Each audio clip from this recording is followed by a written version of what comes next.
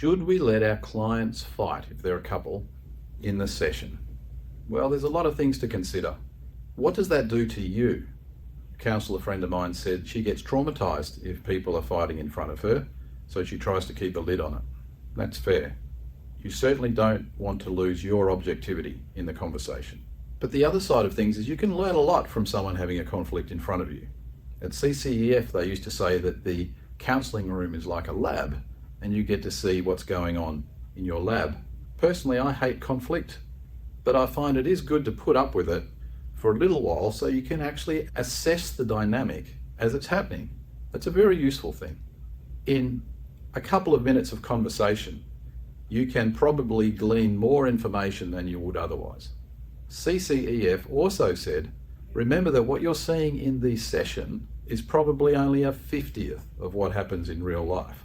So keep that in mind as well. I usually hear as much as I need to and then say something like, I guess what we're seeing here is what happens at home. Would that be right? And you usually get some affirmation of that.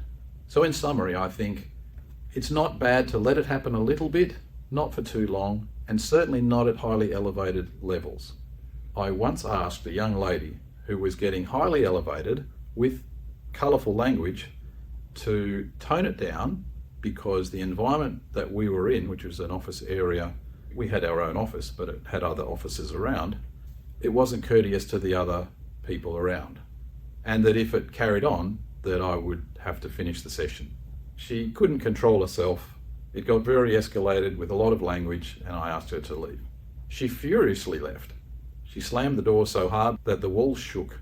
I was left with a husband, and he and I had a useful conversation after that.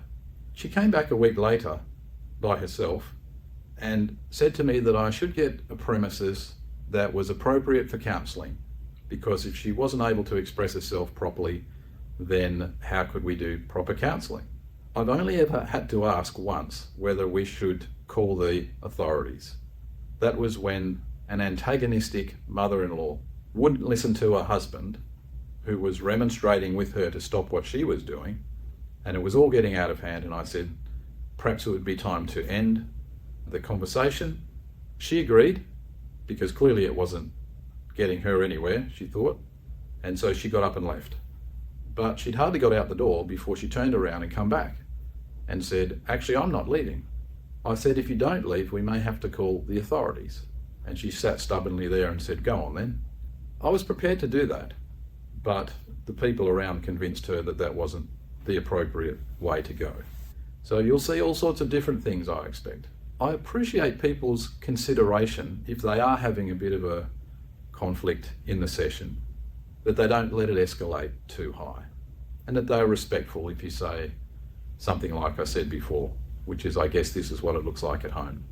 And most people will respect the environment enough to accept that. If you're not experiencing it in the session, keep in mind that you know that it happens at home, and you need to have a good grasp of their communication loops that they get stuck in, because only then will you be able to help them out of them. So in short, whatever works for you as a counsellor. This is where supervision comes in, very handy. You can discuss these issues with your supervisor and get a third party's input into your responses in particular. Conflict in sessions will happen sometimes between the client and yourself. It's important then that you're able to model a calm, observational manner that might sound something like this. You're obviously becoming very angry as we talk about this. What is it that's triggering you? Whether they retreat or become more antagonistic is good information for you.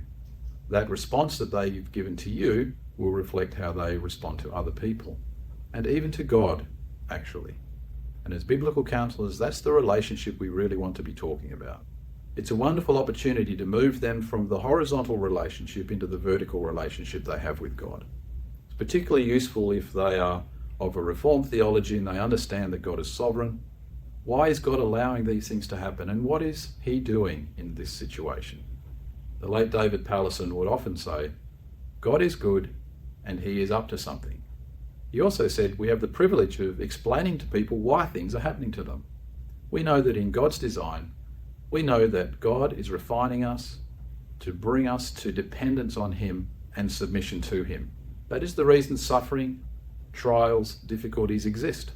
In Acts 17, 25 or 26, Paul is saying at the Areopagus in Athens that God has appointed a time and a place where each person lives. So perhaps they will reach out to him and find him, because he's not far from each one of us.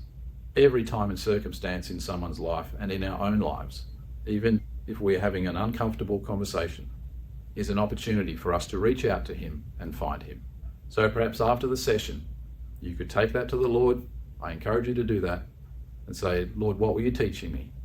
What do I need to learn from this experience? How can I adequately deal with that in the future? None of us gets it right the first time usually, so don't be discouraged. He is always with you and available. He's a good father who gives good gifts to his children. Jesus called us from spiritual death to spiritual life, and he won't stop that process until we're in glory.